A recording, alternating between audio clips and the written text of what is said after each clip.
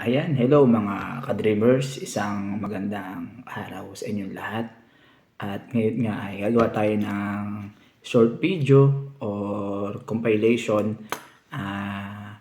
regarding sa may mga nagtatanong, yun nga, mga kamag-anak tsaka ibang hindi kilala na nakita yung post na nakarating dito sa Canada. Kumbaga, yung process or kung paano nakarating dito. So ayan, may ginawa akong 4 na question or sharing na rin. Ayan. So 4 ang nagawa ko ngayon. Ayan nga, buhay Canada ni Mac. Number 1 question natin ay, kumusta ka na dyan? So syempre itong kumusta ka na dyan, galing sa mga kamag-anak or pamilya na naiwan dyan sa Pilipinas. Syempre sila naman yung unang mangangamusta or magtatanong. Okay, so kamusta na ba dito? So, paano ba? So far naman, okay naman, masaya, medyo ano lang, sa communication, nahihirapan kasi gawa ng, tawag dito, French nga yung salita. Kailangan namin syempre major adjustment sa magiging trabaho or pinuntahan namin dito. Pero good thing lang, nag-aaral kami ng French. Once a week meron kaming 3 oras na kailangan namin pasukan.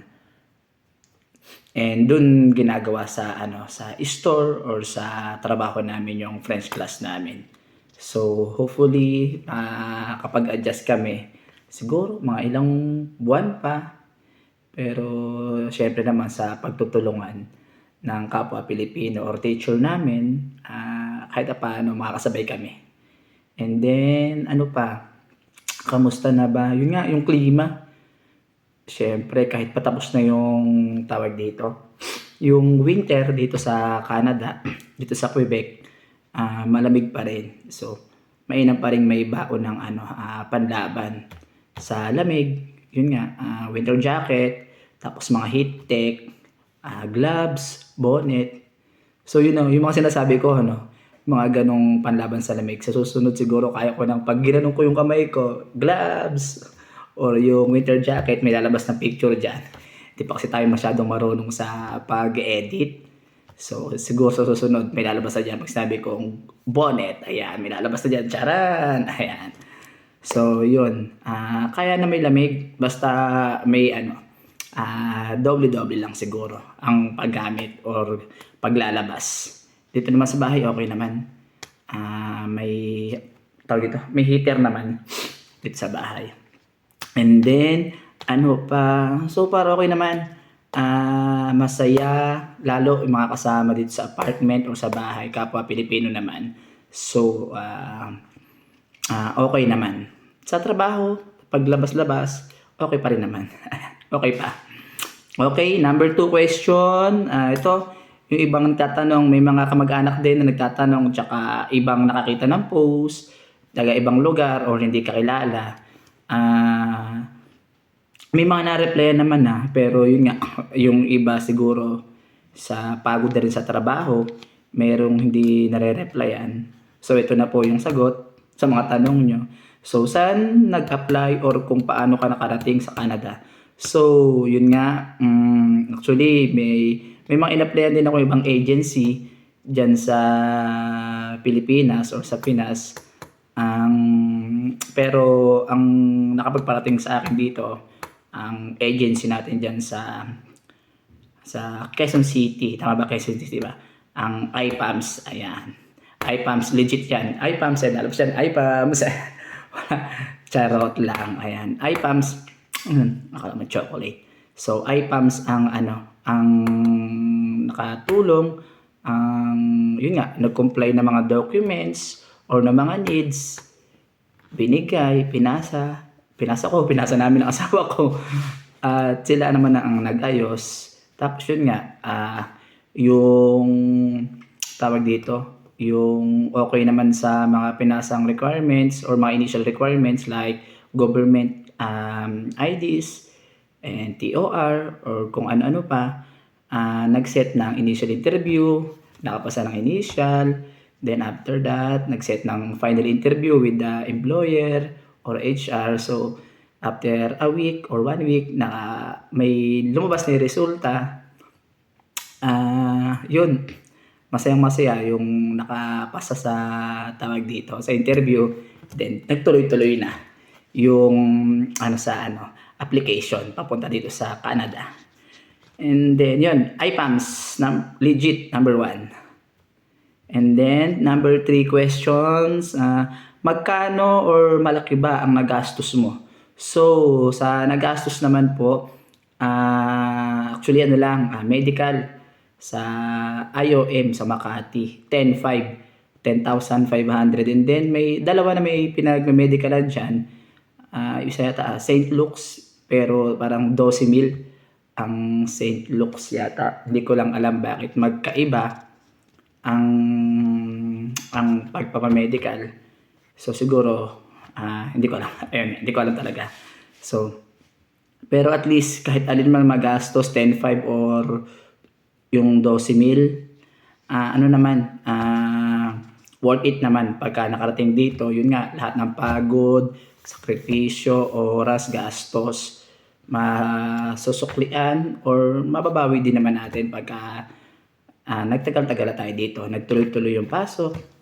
Bukod dun syempre sa medical, syempre mga tawag dito personal na kailangan ayusin. Kung ano yung mga dapat ayusin, kung wala pang NBI, mapakuha ng NBI, syempre ibang gas naman yun. Tapos mga pamamasahe, pang merienda, pang kain, sabihin na natin mabot ng 15,000 or malaki na 15,000. So worth it yung mga gastos natin. And then yun, medyo mabilis lang kasi short video nga lang Ayan, number 4 and last question natin for today's videos. Ano ang mga needs or requirements na hiningi or pinasa mo? Yun nga, yung mga nabanggit ko na rin kanina, yun nga, yung nag-apply kasi ako dyan sa IPAMS, tawag dito, nakita ko na yung may list of requirements na silang hinihingi. So, nagpasa na ako ng mga list of requirements. Ang meron doon, yun nga, TOR, like SSS, mga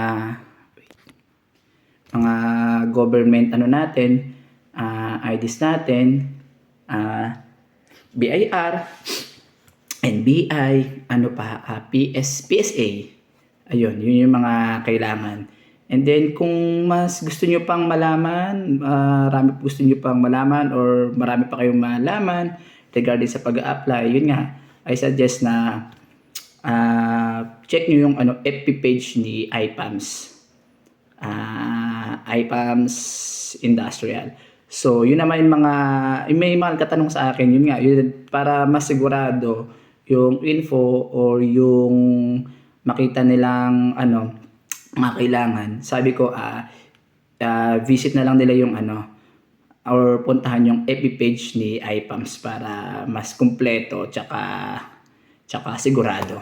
Ayan, syempre, kaya rin ako nandito, yung una, wala naman sa akin na tawag dito na plano na makapagtrabaho or mapunta dito. Syempre yung asawa ko rin yung nag-push tsaka nag-motivate sa akin na makapunta dito.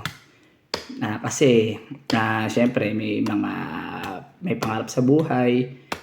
Parang sinabi ko wala akong pangarap sa buhay, no? Pero meron din naman. Ayan. Pero yun nga, kung may talagang 100%, 101% na may nakasuporta sa'yo tulad ng asawa mo or magulang mo, kapatid mo, kung para sa'yo, tapos makukuha mo yan. Yung asawa ko talagang actually, yung mga kailangan niyang ipasa, puro yung asawa ko ang nag-ayos. Ayan, ako lang yung taga-punta, ako lang yung kukuha, pero pagka may mga ipapasa, siya ang excuse me, siya yung gumagawa. Minsan nga pag may mga pinapapasa pa tapos tawag dito, hindi, tas pinasuyo ko sa kanya, pinagawa ko. Pagka hindi pa niya napasa, medyo galit-galitan pa ako. Ako pa yung galit. Ayan. So, shout out sa aking asawa, Erica Garcia. So, hopefully sana makasunod or makapunta rin yung mag-ina ko dito, Princess Dara Garcia, saka yung aking asawang Erica Garcia. So, sana sa tulong ni Papa God or ng nasa itaas, wala namang imposible.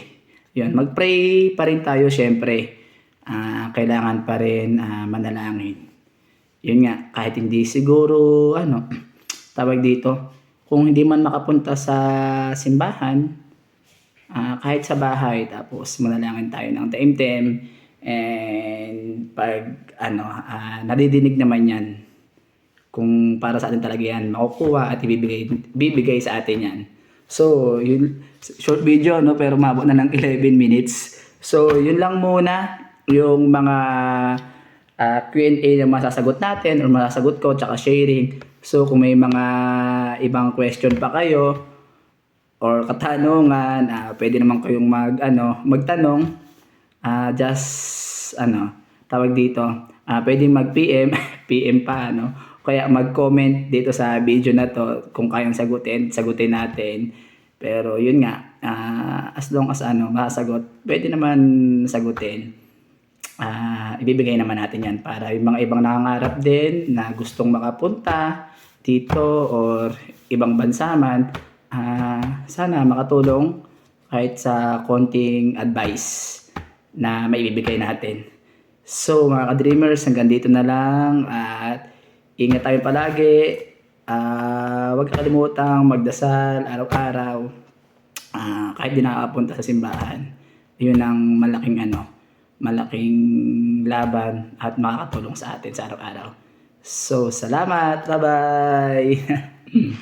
Ayan, gabi nga pala dito sa amin ngayon. Ayan, gabi, wow. Ako lang pala mag-isa ngayon sa apartment. At yung tatlo kong kasama, may duty. Hello, shout out sa inyong tatlo. Hene, Reg, and Maui. Yan, bye-bye.